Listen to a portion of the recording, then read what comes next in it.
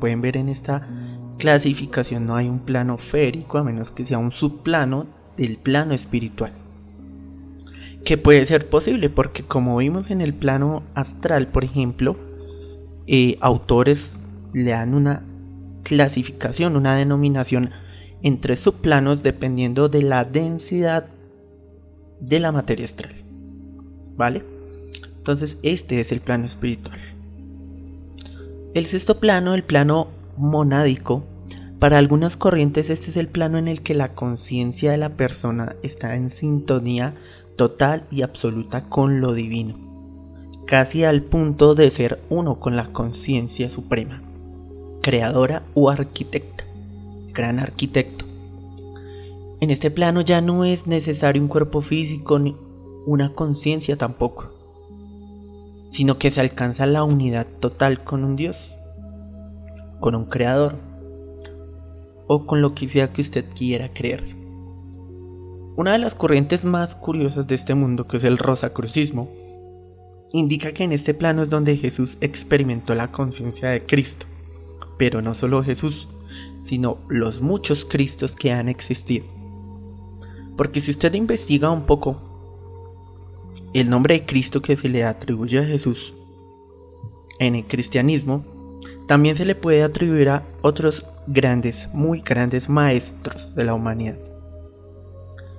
Y para afianzar un poco este conocimiento, le recomiendo lea el libro Los Grandes Iniciados, que le permitirá tener una concepción un poco más grande de lo que le estoy hablando.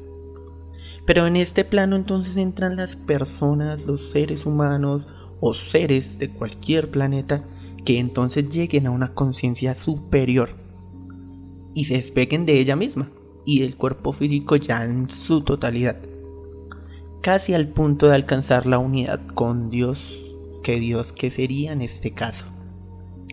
Bajo esta teoría y bajo esta premisa, ¿qué sería Dios?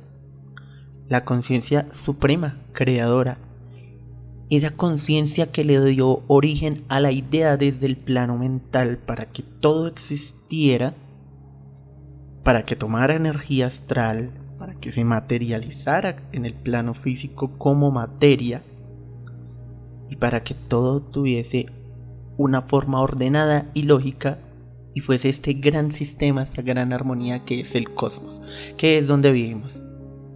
Que para muchos tal vez la vida humana sea insignificante y todo lo que usted haga no tenga ningún sentido.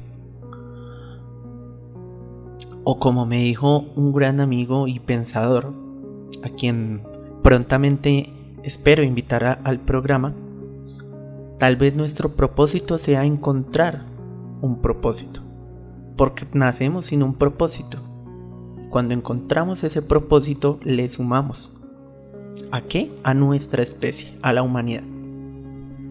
Entonces es muy lógico pensar que posiblemente sí tengamos un propósito, el propósito de encontrar un propósito, y que a través de la evolución podamos llegar y recorrer estos planos de la existencia para alcanzar entonces la conciencia suprema, para hablar de el séptimo plano, el plano divino. En este último se alcanza la realización, pero ya no personal, sino a nivel de un gran todo, la conciencia del universo, la conciencia del cosmos, que es Dios, que sería un Dios o cualquier Dios, es el mundo del creador, del gran arquitecto, donde se estaría en perfecta armonía. El racionamiento humano no alcanzaría a comprender tal nivel. Por eso las palabras que se hablen de este plano son inexactas. Solo tratamos de usar palabras para intentar comprender lo que en el plano de la divinidad o en el séptimo plano de la conciencia absoluta pueda suceder. A pesar de que los planos reciben distintos nombres en las diferentes corrientes esotéricas, diferentes corrientes ocultistas, mágicas, sus postulados suelen ser los mismos y las clasificaciones son muy parecidas. Algunos hablan de 13 planos de la existencia, otros de 10, pero en resumidas cuentas todo se resume a estos 7 pasos. Para el esoterismo, por ejemplo, la vida se trata de integrar todos o al menos de uno de estos mundos en la vida, y ese sería el propósito, poder evolucionar, trascender. ¿Trascender cómo? A través del conocimiento, del despertar de la conciencia o de la espiritualidad. Al final usted elige. ¿Por qué? Porque ahora vamos a hablar de otro tema y es de la corriente de la mano izquierda. Sí, para los que me están escuchando. La mano izquierda, como muchos saben, es una senda contraria y que erróneamente se ve solamente como corrientes como luciferismo de Michael Dodo Ford o corrientes como el calvinismo, por ejemplo, pero no, en realidad son un conjunto de corrientes, son muchísimas, muchos dogmas, muchas filosofías e incluso autoproclamadas religiones pertenecen a la mano izquierda. Esto lo hablaremos en un podcast más adelante, en un capítulo de todo lo que tiene que ver con la mano izquierda, y espero invitar personas que realmente sean más fuertes en este tema que yo. Pero ¿por qué toco el tema en este momento? Porque para sentarnos en una postura alquímica, si hay 7 planos de la conciencia ascendente, debe haber 7 planos de la conciencia descendente. Porque recordemos, todo es polar. Y como es arriba, es abajo. Y aplica absolutamente para todo. Al ser un axioma irrefutable y una ley alquímica, puedo decir que hay 7 planos descendentes. Entonces ahora estamos hablando de lo contrario, ¿cierto? 7 planos a los que se puede acceder a través de la energía anticósmica, y ese concepto de energía anticósmica es un poco de lo que se habla en todas estas corrientes de la mano izquierda. Entonces ahora póngase a pensar. Si hay 7 planos ascendentes a través de la liberación de la conciencia, ¿cuáles serían estos 7 planos descendentes a través del acceso de la energía anticósmica? ¿Y por qué es igualmente válido llegar hasta ese punto? ¿Cómo descender a través de 7 planos? Entonces estaríamos hablando de 14 planos, pero si contamos que estamos en el plano físico, en ambos, tanto hacia arriba como hacia abajo, entonces tendríamos exactamente 13 planos. 6 hacia arriba, 6 hacia abajo y el plano físico, que es donde estamos en este momento. Entonces, como pueden ver, todo empieza a encajar como muchas filosofías de cualquiera que sea su corriente hablan de lo mismo. Entonces, ¿el cuerpo realmente puede vivir en varias dimensiones paralelamente? ¿O la conciencia puede ascender a planos de la existencia más elevados o descender a planos inferiores de la conciencia? Vamos a hablar entonces un poco para reforzar. Ya aquí vamos a hablar un poco de física, y es de la llamada teoría de las cuerdas. Si alguno conoce teoría de las cuerdas, por favor, retroalimente y intente ver más allá. Yo sé que es muy difícil unificar el método científico con la esotería, con la magia, con el ocultismo, pero hay personas que lo hacen, y hay posturas en la ciencia donde se le abre un poco la puerta a las metaciencias. Entonces no cierre su mente, no se sesgue, es la invitación. Las teorías de cuerdas son básicamente una serie de hipótesis científicas y de modelos fundamentales de la física teórica. Asumen que todas las partículas subatómicas, aparentemente puntuales, son en realidad estados vibracionales, que de un objeto más extendido, básico, llamado cuerda o filamento, está siempre en vibración.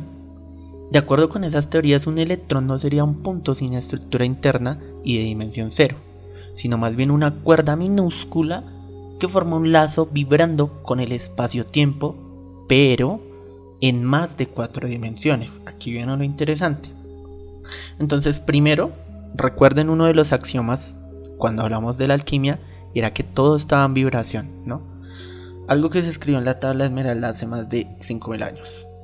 Y ahora hoy estamos hablando de una teoría que nos indica, una no, varias, porque son varias teorías de cuerdas, yo solo les estoy hablando de una, en la que nos indica que todo está vibrando siempre, todo, y que los electrónicos o las partículas subatómicas como las conocimos en el colegio, tal vez son estas cuerdas en vibración. Entonces una cuerda podría hacer algo más, vibrar de diferentes maneras. Si vibrase de cierto modo veríamos un electrón, pero si lo hiciese de otro modo veríamos un fotón.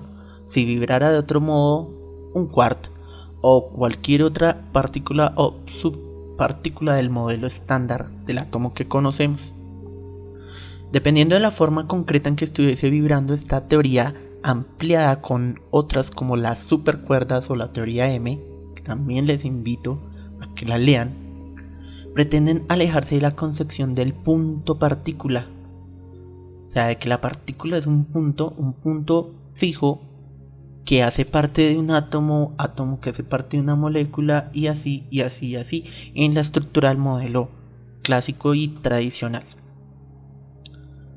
La siguiente formulación es una teoría de cuerdas de Joel Sharp y John Henry Schwartz, que en 1974 publicaron un artículo en el que mostraban que una teoría basada en objetos unidimensionales o cuerdas en lugar de partículas puntuales podría describir la fuerza gravitatoria, y ahí es donde comenzamos realmente a cuestionarnos. Esta fuerza gravitatoria pues no se podría explicar solamente en las dimensiones conocidas por la física. Entonces, de acuerdo a la formulación teórica de las cuerdas surgida de esa revolución, las teorías de cuerdas pueden considerarse de hecho un caso general de teoría de Kaluza-Klein cuantizada. Las ideas fundamentales pues son dos. Primero, los objetos básicos de la teoría no serían partículas puntuales, sino objetos unidimensionales extendidos, o sea, cuerdas o supercuerdas en una dimensión, que siempre están en vibración. El segundo, el espacio-tiempo en el que se mueven las cuerdas de la teoría no sería el espacio-tiempo ordinario, o sea, el que conocemos en la física de 4 dimensiones, sino un espacio de tipo Kaluza-Klein, en el que las 4 dimensiones convencionales se añaden 6 dimensiones compactadas en forma de variedad de Calabi-Yau. Por tanto, convencionalmente en la teoría de cuerdas existe una dimensión temporal, 3 dimensiones espaciales ordinarias y 6 dimensiones compactadas e inobservables en la práctica. Ponga atención a este dato puntual: inobservable en la práctica. Significa que teóricamente podemos decir que hay 6 dimensiones más, pero son inobservables en cualquier práctica, para que estas cuerdas, de lo que está hecho absolutamente toda la materia que conoce, funcione y tenga lógica. Realmente la teoría es muy larga, tiene muchas ecuaciones, muchas cosas puntuales, es muy curiosa. Le invito a que realmente lea varias teorías de cuerdas, o que si usted no es muy abierto a la lectura, por lo menos escuche en YouTube tal vez un video, un audiolibro, pero que se informe, para que empiece a relacionar esto. Entonces, como la física ya empieza a abrirnos teorías de más dimensiones, y entonces también podemos hablar de universos paralelos, y esto hace referencia aquí a la existencia de varios universos o realidades independientes, pero que funcionan en la misma línea de tiempo, ¿cierto? ¿Pero este concepto tiene una base científica? Puede que sí, porque el desarrollo de la mecánica cuántica, que ocupa pues el estudio del mundo material a nivel cuántico, más que microscópico, o por ejemplo la búsqueda en la teoría del todo de Hawkins, que son hipótesis de la física actual, y se han atrevido a hablar de la posibilidad de existencia de múltiples dimensiones y universos paralelos que conforman un solo multiverso. De hecho, según explicaba en Tendencias 21 en 2007 el físico del Laboratorio de Física Subatómica y Cosmología de Grenoble, Aurélien Barrau, Según la ciencia, existen buenas razones para considerar seriamente la interpretación de los muchos mundos